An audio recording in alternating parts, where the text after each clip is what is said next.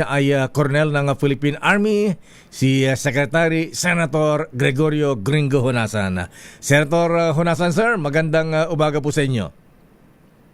Magandang umaga, Lakay, Deo at Sister El. Maraming salamat sa pagkakataon na ito.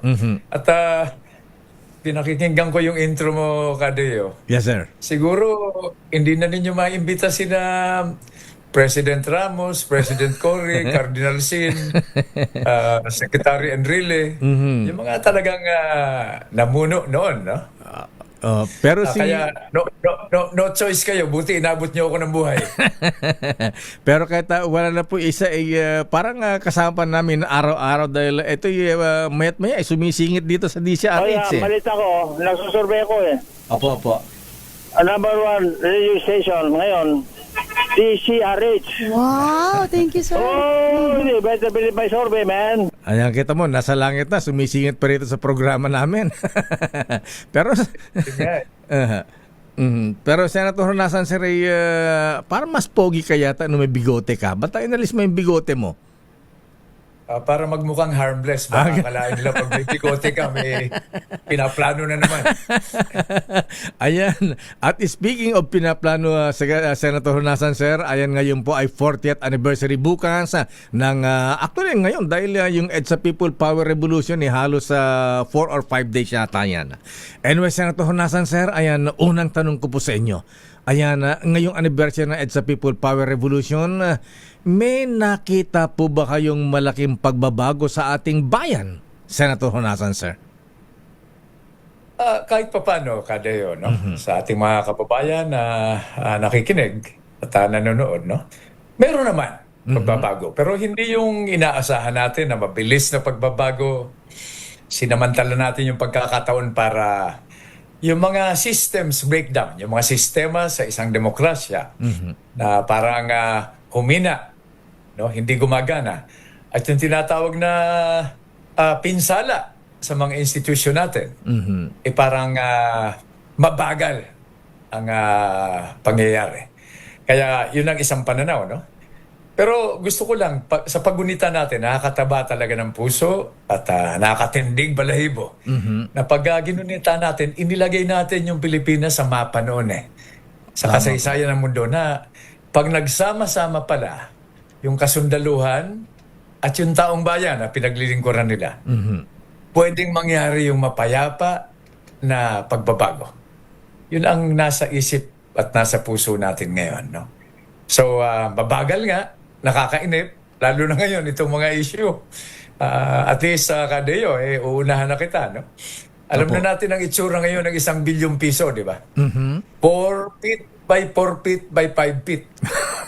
Tapos, alam ko, Rimowa travel, Rimowa bagyata yan yun nga Inunan pa ng picture. Samantala, patid natin, alam nating lahat, na may mga kababayan tayo na hanggang ngayon kumakain sa basurahan. Totoo po yan. Ang kailangan mo lang, isang piraso nung isang tumpok na 1 bilyon na yon. Isang piraso lang. 1,000 yun, di ba? Pag naayos mo yung pwede kang kumain ng 1 linggo. So nakakasama ng loob. Nabanggit mo yan, Senator Honasan, sir. Tama-tama, kanina lamang, a few minutes bago papunta ko sa DCRH, nakita ko isang bata, pamilya ng anak ng mga taong grasa. Nandyan sa pagbaba ng Skyway, kung galing ka ng South, bago dumating ng Buendia, talagang ang tagal na, bago pa magpasko, andyan yung pamilya dyan, nakakaawa. Samantala yung iba, ninanakaw bilyones, Senator Honasan, sir. Totoo yan. So, balik tayo rin sa EDSA, no? Opo. 40th anniversary. So, may mga iba't ibang pananaw na hindi na naman natin sinamantala yung pagkakataon para ayusin yung sistema. Alam mo, ginawa natin noon na Kadeo, no? Sister El. Yes, sir. Diba? Meron tayong Freedom Constitution. Meron tayong Revolutionary Government. Yes. Paulit-ulit natin ginagawa yung mga programa, yung mga plano sa pampolitika, pang-ekonomiya, pang-seguridad. No? Paulit-ulit natin ginagawa. At umaasa tayo na iba ang magiging resulta. Hindi ba may tawag dyan? Diba? So kailangan baguhin natin yung mindset na yon dahil mahirap yung ganito lang tayo. Pero grabe yung pinagpala talaga yung Pilipinas. No? At yun ang kailangang maalala natin. Alam mo, Senator Honasan, sir, there was a time na talagang nilalangaw na ang anniversary ng EDSA People Power Revolution, pagka-anniversary noon. Pero ngayon, dahil nga sa bilyones na lumutang sa kontrobersya ng flood control project, Senator Honasan, sir, mukhang nabubuhay muli ang diwa ng EDSA. Ayan. Kaya lang ang tanong natin, paano natin mapapangalagaan ang diwa ng EDSA na sana ay hindi na maulit yung mga anomalya, kontrobersya, yung katiwalian, pagnanakaw sa bayan, korupsyon, Senator Honasan, sir. Bakit pabalik-balik yata? Yun nga, di ba, kultura, nakaugalian, nasobrahan yung pampolitika. Tinitingnan ko kanina yung mga footages bago nagsimula yung programa natin. No? Parang hindi tayo nalihis dun sa sobrang habulan ng habulan. Lagi tayong pro ganito, anti ganito. Bihira ko marinig yung pro-Pilipino. Ngayon, tingnan mo, no? Pro-BBM, pro-PRRD, pro-China, anti-China, pro-America. Bihira ko marinig yung pro-Pilipino. So, kailangan siguro paigtingin, no? Bigyan ng halaga yung pagiging Pilipino natin. Hindi tayo lakay, Ilocano lamang, Bicolano, no? Bisaya, Muslim, no? Pilipino tayo. Sayang itong bansa natin. Yun siguro yung diwa ng EDSA na kailangang buhayan. Pangalawa, parang imaginein mo kada yun, no, Sister El. 14 na bilyon na Pilipino ang nagkalat sa 200 na bansa sa buong mundo. May mga overqualified na teacher tayo at nurse. Nagpapalaki, nag-aaruga ng mga anak, ng mga pinuno ng ibang bansa.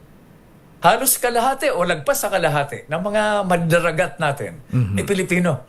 Sabi nga nila, kung tumigil magtrabaho yung mga Pilipino sa Washington, sa United Nations, sa karagatan, babagal ang ekonomiya ng mundo. Yun ang potential natin. Nakakalimutan natin yan. Nakakalimutan natin yung likas na ugali ng Pilipino. Yung pagtutulungan, pagkakaisa, diba? Isang bandila, isang nagkakaisang mamamayan, siyempre, pro-Pilipino.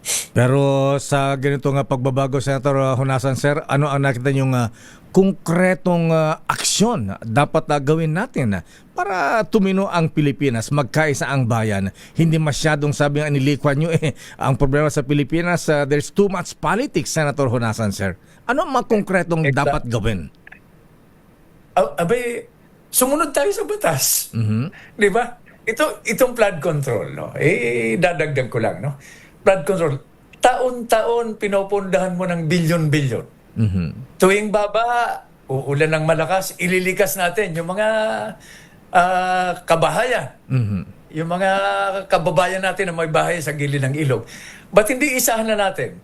Ilikas natin sila dahil pag sinabi mong flood control, walang katotohanan yan. Pwede mo mag-control yung baha. Pwede mo nga pigilin yung bagyo. Pwede mo pigilin yung lindol. Hindi mo pwedeng pigilin, hindi pwedeng ilihis. So ilipat mo, di ba, land use. No, ito yung residensya. Ligtas sa panganib, di ba? Ito commercial, dyan yung mall. Ito yung industrial, dyan yung factory. Dito yung munisipyo. Dito yung port. Para alam mo kung saan dadaan yung kalsada. Di ba? Alam mo saan dadaan yung release ng trend. Ngayon, lagi natin sinasabi, inclusive growth. Sabay-sabay na pag-unlad. Abay, nung secretary ako ng DICT, pagkausap mo yung local government, hindi na ako babanggit ng pangalan. No? Ang tanong sabi ko, Mayor, Governor, lagyan natin ng tower, ng kable, ng satellite. Ang tanong, kung minsan nahiyan sabihin, diba, mahihiyain yung iba nating mga local government.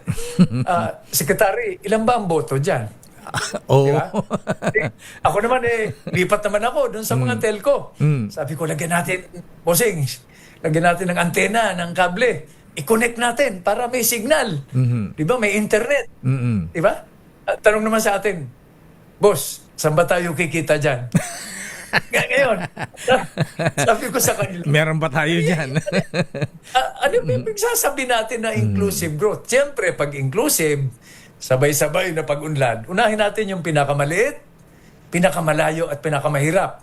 di ba, pag may economic activity dyan, dadami yung tao. Dadami yung mutante.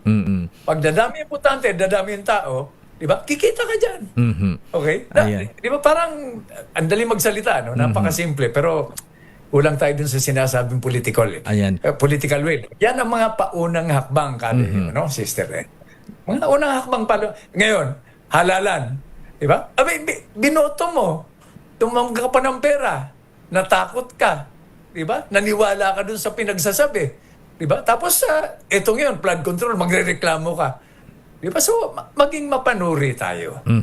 Piliin nating mabuti yung mga ilulukluk natin ng leader. Ayan. Tapos, pag nagkamali tayo, aminin natin, wag tayong pareklamo-reklamo. Yung nga po ang nabanggit ang political will, siguro itong mga sinasabi ng Sir Tornasan, sir, ito ay siyempre malaking factor pa rin dito ang liderato. Ayan, naranasan natin ang strong leader, katulad ng dating Pangulong Digong Duterte. Ayan, narap ng kaso sa The Hague ngayon. At ang kasalukuyang presidente, ang reklamo naman natin sa Pangulong Marcos, masyadong mabait. Ayan, ano ba ang tingin niyong kinakailangan nating susunod na leader ng bansa para tumino, maayos, mabawasan o kaya, ayan, mabawasan man lang ang grabeng korupsyon ngayon, Senator Honasan, sir? Alakay, diba? Kahit na umabot tayo at mataas naman ang kumpiyansa natin na kung susundin natin yung batas aabot tayo sa 2028. Lahat naghahanda na naman sa 2028. Kahit na sino ang iluklok natin sa 2028, kung pareho pa rin yung sistema, hindi maibsan ito mga problema natin. Ngayon, flood control. Ngayon, narinig ko pinag-uusapan na naman, farm to market. Yan naman ang bagong gimmick natin ngayon. Diba? At siyempre, ayusin natin yung halalan. Diba? Dagdagan natin yung kaalaman ng botante. O nga pala, Lakay Deo, no? Yes, sir. Ngayon nabubuhayan ako ng loob dahil Bakit po? ang daming mga bata. Mayor, governor, congressman, congresswoman, board member, Matatapang. bukal. Hindi, ang tatapang, ang iingay. Mabuti yan, harapan. Siyempre, yung iba sinususpende, yung iba kinakasuhan. Mabuti yan para matuto sila. Matuto sila, madapa sila para maintindihan nila na hindi ito libre. Hindi ito free ride. Pag nagsalita ka, sigurado may tatama ang interes, no? So magsalita kayo lantaran. Huwag kayo mag-meeting ng patago, ng madaling araw. Katulad ng ginagawa natin noon, Kadeo. Diba? So, Oo nga, harapan. So, nabubuhayan ako ng loob. Dahil bago pa yung huling kampanya, huling eleksyon, ang dami ko nang nakilala ng mga batang leader. Batang congressman, tinanong ko nga sila, Lakay Deo, no? Opo. Tinawag ako minsan sa kongreso, no, para maging resource person. Sabi ko, ang gagaling ninyo. Nung una, sabi ko, sirang-sira itong mga institution natin. Sabi ko, ang gagaling ninyo. Hindi kayo nagsasalita. Alam mo, sagot sa akin, Lakay Deo, Sir, pag nagsalita kami, papatayan kami ng gripo. Totoo po yan, Hindi ka pinondohan. Paano mo siservisyohan? Yung mga pinanumpaan mo na tutulungan, siservisyohan. So, yun ang mga kailangan isa-lang. Pero, simula tayo dun sa binanggit mo kanina. Ayusin natin yung proseso ng halalan para yung mga botante natin may karagdagang kaalaman para maging mapanuri sa pagpili ng mga iluluklok nila. Ayan. Senator Honasan, sir, marami tayong dapat pag-usapan at magko-commercial ako sandali at babalikan kita dahil ang tanong, eto, may mga nagtatanong, ano daw ang nagawa po ninyo nung after EDSA People Power Revolution? Si Manong Johnny Ponce Enrile, si dating Pangulong Fidel Valdez Ramos. At ngayong 40th anniversary ng EDSA People Power Revolution, may binabalak ba kayo? Ano ba ang gusto nyo gawin sa anniversary ng EDSA People Power Revolution? At gusto rin natin balikan. Ayan, ano nga ba ang nangyari sa EDSA People Power Revolution? Ito nga ba ay coup attempt noon, coup d'etat na nagresulta sa People Power Revolution? Senator Honasan, sir, ayan. At siyempre, tatanong ko na rin, sino ba ang mga sumuporta sa Revolusyonaryo Alyansa Makabansa nung sila ay nagtatago at nagpaplano ng ganitong pag-aalsa? Ayan. marami bang mga negosyante kasama ng taga Marikina, ayan, na nagmi-meeting, nagplaplano, nakapitbahay pa ang isang general. Yan po ay sa ating pagbabalik. Senator Gringo Honasan, relax ka lang dyan, sir. Magkape-kape ka muna dyan at ikaw po ay aming babalikan. Babalikan natin, Senator Gringo Honasan, mahabigan. Senator Honasan, sir, muli, ayan, magandang umaga. Good morning po. Katapaga. Andyan po kayo. Ayan, kasama natin si Miss Jackie. Ayan, Jackie Onassis. Ayan. Oh, Jackie, yan ang future natin. Yung henerasyon nila na mas magagaling, di hamak na mas magaling kaysa atin. Ayan, yung mga kabataan. Alam mo, Lakay Deo, Yes, sir. naisip ko lang during the station break, no? Na yung henerasyon natin, siguro magkaedad naman tayo halos sa Lakay Deo. Lamang, Yung henerasyon natin, lamang kayata ng 10 taon. Ayan. hindi, mga 2 paligo. Dalawang paligo. 10 paligo, Senator Honasan, sir. Di ba? Yung henerasyon natin, marami tayong ginawang tama. Pero aminin din natin na marami tayong ginawang hindi tama. So yun ang sinishare natin sa henerasyon ni na Sis Jackie, no? Na ito ngayon yung aayusin ninyo. Pag kayo na yung presidente, congressman, anchor, no? Senador, secretary, di ba? Yun ang sinishare natin. At nanghihinayang ako dahil yung pagkakataon ngayon na pag medyo may kaguluhan, lalo na yung dulot ng politika, yun ang pagkakataon para pumasok, manghimasok yung kabataan at magtulungan para ayusin ito. Ayan, kahit itong si Jackie, hindi pa pinapanganak nung magkaroon ng EDSA People Power Revolution. Ha? Niwala siguro sa panaginip ng mga Magulang. mama at papa niya. Wala pa po. Pero eto, Senator Honasan, sir, bago natin pag-usapan kung ano po ang plano nyo bukas para sa EDSA People Power Revolution Anniversary, ayan, balikan nga natin, tulayin natin ang nakaraan na Senator Gringo Honasan. Nung buuin nyo itong RAM, Revolutionaryong Alyansang Makabansa, yung Officers Union ni Captain Danny Lim nung araw, at yung SFP, Soldiers of the Filipino People. Ayan, si General, sino nga ba yung General? Romel. Sumel. General Sumel. Ayan, Sumel. Oo. Dating military nag-NPA. Ayan. So anyway, Senator Honasan, sir, nung plinano nyo itong alam namin na kayo ay nagbalak noon ng coup attempt bago nagkaroon ng EDSA People Power Revolution, nung naalala ko sina General Jack Malahacan, pinasok ang Malacanang. Ayan. Yun yata ang nag-ugat noon. Ayan. Ano ba ang plano ng RAM noon? Coup d'etat ba? Pabagsagan nyo lang ba ang dating Pangulong Ferdinand Marcos Jr. noon? Ano ba ang plano nyo ni namanong Johnny Ponce Enrile? Laki Deo, no? Sis Jackie, para sa kalaman ng henerasyon ninyo, no? All Filipino yun eh. Parang PBA. Hindi ito NBA, di ba? Okay. Ang plano noon, dahil wala naman kaming kamuang-muang sa people power. Okay? Kami ay sundalo lamang noon.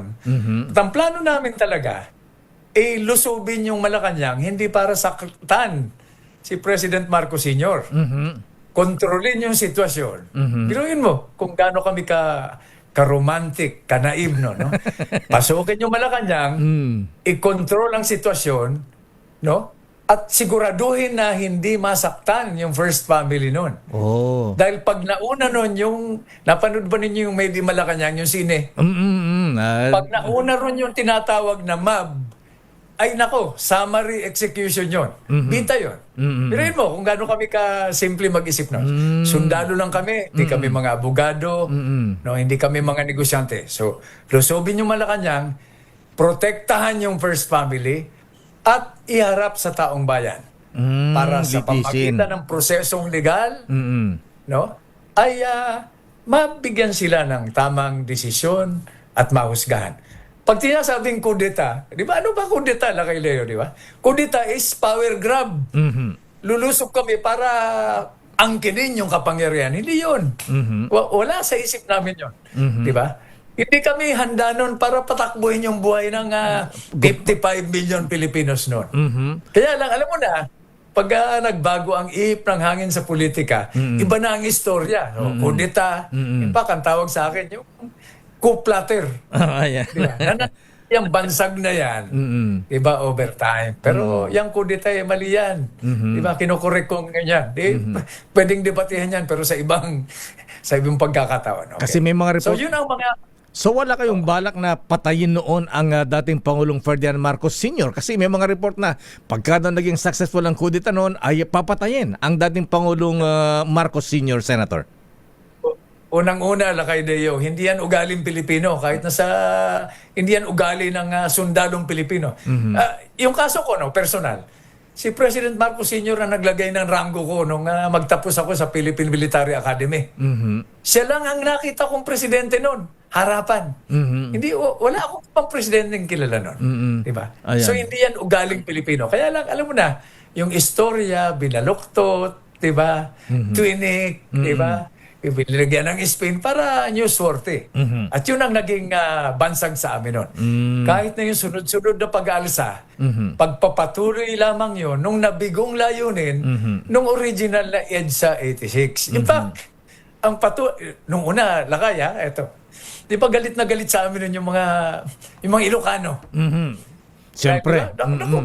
Bakit si Apo Lakay pinag-tripan ni na unasan? Pero nung mag-alsa kami laban naman kay President Cory Aquino, di ba yung mga sumunod na mga pangulo natin, abay nahimasmasan sila. Na hindi pala ito personal. Di ba? Ito pala may batayan na prinsipyo para sa bansa. Our dream shall never die. Yung mga nabigong pangarap ng EDSA 86. Ayan. Ngayon na, Senator Honasan, sir, ayan, balihan ko ang kasaysayan. Ayan, after nalusubin nyo ang Malacanang, ayan, pero nabisto, ayan, dahil may nag-squill yata. Pero teka muna. Yun. Lakay Deo. Kasi i-correct ka natin yung nag-squill. May nagbulgar. Ugaling Pilipino. Diba? Itong mga nirecruit namin galing sa loob na konsensya dahil mga escort officer ito nung pamilyang Marcos. Hindi namin sila sinisi. Hindi namin sila pinalikan o binueltahan. Diba? Ugaling Pilipino. Talagang tayo, sinasabi nga natin palagi sa mga programa natin, sa mga programa, mga guesting ko sa inyo. Kung ang pag-uusapan dunong, yung utak, world class tayo. World class. Pero pag sinabing puso, champion tayo. Mapagbigay, matulungin, maunawain. Diba? Very, very, sabi mo nga, very understanding tayo. Kaya naalala ko noon, nung mahuli si na General Jake Malahacan, presenta ni na General Fabian Ber, Pangulong Marcos sa Malacanang na, eto, kasama si Honasan, si Enrile na nagbabalak pabagsakin ng gobyerno. Pero dahil sa sitwasyon noon, di ba, nag-announce na si Pangulong Marcos Sr., di ba? Pero dahil sa sitwasyon noon, kakaunting Pilipino na ang naniniwala. Alam mo, sa ibang kultura, Lakay Deo, Sis Jackie, pag nahuli mo yung mga membro ng security group mo, di ba? Nakasama sa plano, abay, walang press con yan, firing squad yan. Ugaling Pilipino na naman. Hindi ko maunawaan ngayon kung saan napunta yung ugali natin yun. Sa sitwasyon ngayon, ngayon, nasa saksihan natin? Laglagan, sisihan, turuan. Ini-imagine ko yung kakasuhan mo dito sa mga nababanggit lamang sa news. No?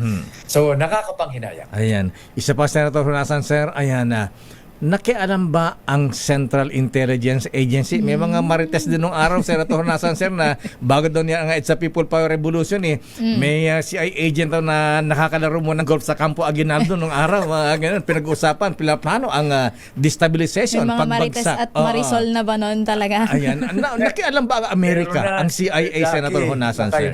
In fact, ito, isishare ko sa inyo. Opo. May nagpuntang senador ng Amerika. Minute kami sa Manila Hotel. Wow. Siguro naniniguro rin, di ba? Tataya ka rito, tataya ka rin. Tinanong kami kung ano kailangan namin. Wow. Dahil siguro naulinigan nila yung plano, no? Kung normal kang tao, normal na pag-isip at sarili mo lang iniisip mo, ano isasagot mo? Pag tinanong ka ng Amerika, ano kailangan? Sabi ko, gusto ko sabihin sana surface to air missiles. Padalyan mo kami ng mga tangke, mga aeroplano, mga F-4 Phantom. Diba? Alam mo sinabi namin? Lakay Deo, ano Sister sabi po ninyo? Sabi niya, Mr. Senator, we need your understanding and your prayers. Abay, siguro nagulat. Sabi ko, ang bobobo pala nitong mga, mga RAM na ito. Yun ang sinabi namin dahil oras na tumanggap kami ng suporta, dinawala na yung pagka-all Pilipino natin na napapaloob sa saligang batas natin.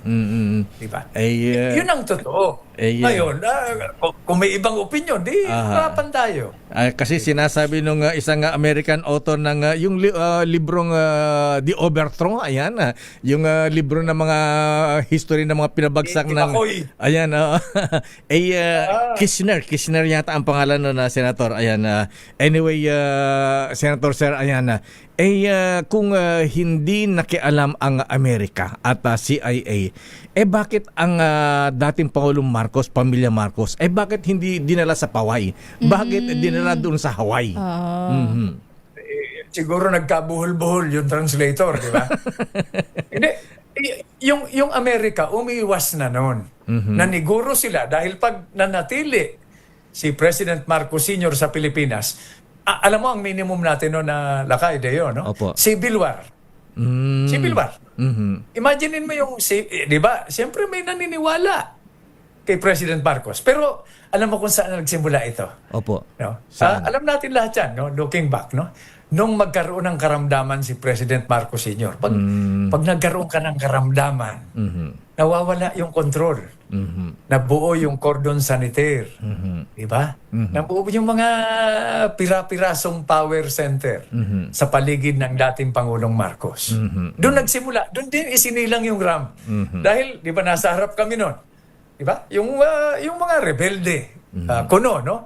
Yung mga kriminal, siyempre normal na masaktan, mamatay. In fact, ako, taglay ko yung tama ng bala, tama ng granada. Kulang na ako ng daliri sa isang kamay, di ba? Ang hindi katanggap-tanggap noon, Sis Jackie, mahalaga ito para sa henerasyon ninyo.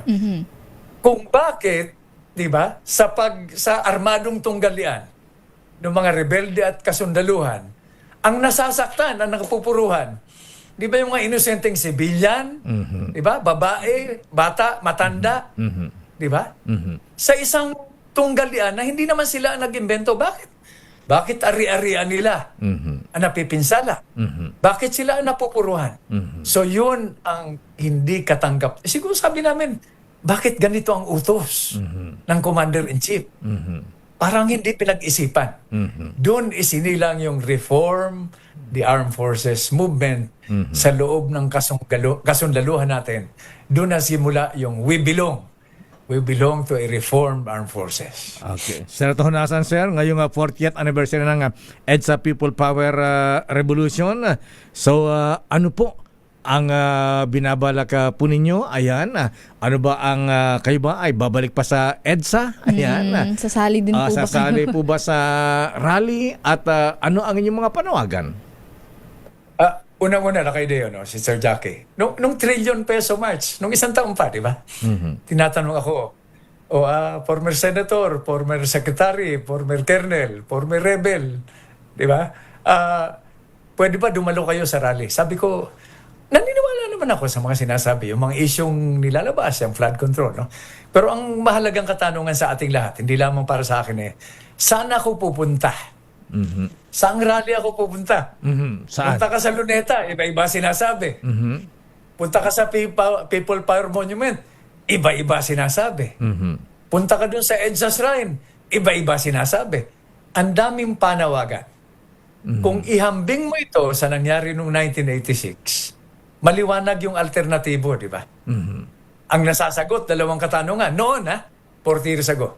Sino ang ilalagay? Siyempre, ang natural na ilalagay, ang iluluklok sa isang patas na laban, nag-snap election pa, si former President Cory Aquino. Anong sistema ang ilalagay? Nangyari na nga. Revolutionary government, freedom constitution. Pero ito pagkakataon yun para sa pagbabago. Ano ang isa sa una natin ginawa, Lakay Deo? Sister Jackie, nag-eleksyon tayo. Di ba? Parehong eleksyon na binabatikos natin dahil nagkakampi-kampi na. Hindi muna natin inayos yung COMELEC, inayos yung sistema, binilang ng maayos yung butante, nag-eleksyon kagad tayo. Ito mo nangyari.